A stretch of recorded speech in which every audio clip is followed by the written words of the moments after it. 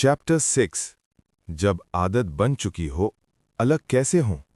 ये वो मरहला है जहां इंसान सब कुछ जानने के बावजूद सबसे ज्यादा बेबस महसूस करता है।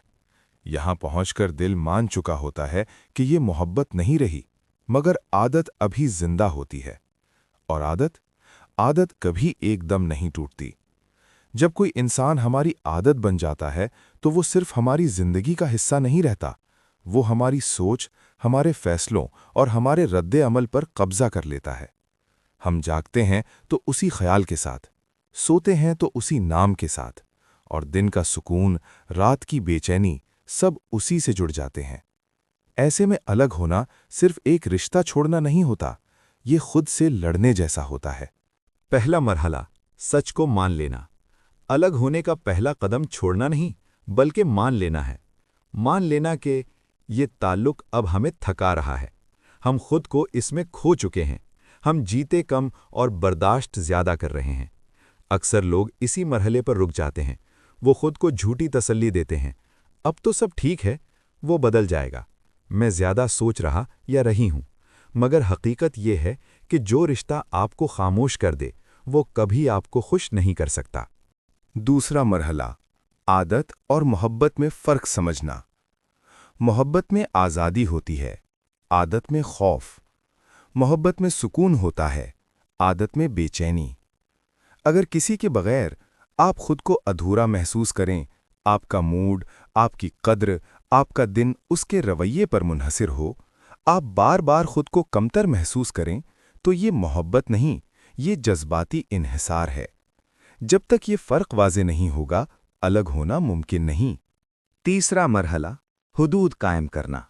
अलग होना हमेशा दरवाज़ा बंद करना नहीं होता, कभी ये आहिस्ता आहिस्ता पीछे हटना होता है। हुदूद का मतलब हर वक्त बात ना करना, फौरन जवाब ना देना, हर एहसास उस एक शख्स से शेयर ना करना। ये सब सख्त लगता है, मगर यही वो खामोश ताकत है जो आदत को कमज़ोर करती है। याद रखें, जिस ताल्लुक को थोड़ी सी दूरी मार दे, वो पहले ही कमज़ोर था। चौथा मरहला, यादों के साथ ईमानदारी। अक्सर लोग सिर्फ अच्छे लम्हे याद रखते हैं, वो बातें, वो हंसी, वो वादे। मगर शिफा तब आती है जब आप खुद से पूछें, मैंने इस ताल्लुक में क्या खोया? कहाँ मैंने खुद को दबाया? कब मेरी खामोशी को नज़रअंदाज किया गया? ये सवाल तल्ख हैं, मगर यही आपको आज़ाद करेंगे। पांचवां मरहला, खुद को इल्ज़ाम देना छोड़ना। ये सोच के मैं ही कमज़ोर था, मैंने ही ज़्यादा मोहब्बत की। ये सोच जहर है। आदत बन जाना जुर्म नहीं, ये इंसान होने की निशानी है। जो दिल से जुड़ता है, वो टूटता भी दिल से है। खुद को मुआफ़ करना सीखें, क्योंकि बग़ैर मुआफ़ी के कोई शिफा मुमकिन नहीं। छठा मरहला, खला को समझना। अलग होने के बाद एक खला बनता है। ये खला इसलिए नहीं कि वो शख्स खास था, बल्कि इसलिए कि आपने अपनी बहुत सी ज़रूरतें सिर्फ उसी एक इंसान से वाबस्ता कर ली थीं।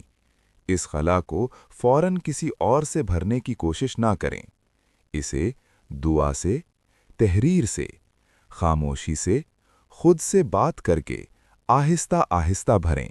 यही असल हीलिंग है। सातवां मरहला, रोज़ का इंतखाब। अलग होना एक दिन का फैसला नहीं, ये हर दिन का इंतखाब है।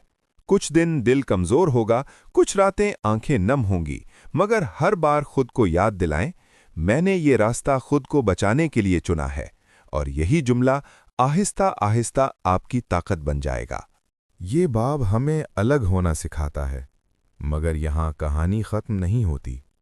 असल सवाल ये नहीं कि हमने किस को छोड़ा, असल सवाल ये है कि टूटने के बाद हम खुद को कैसे जोड़ेंगे।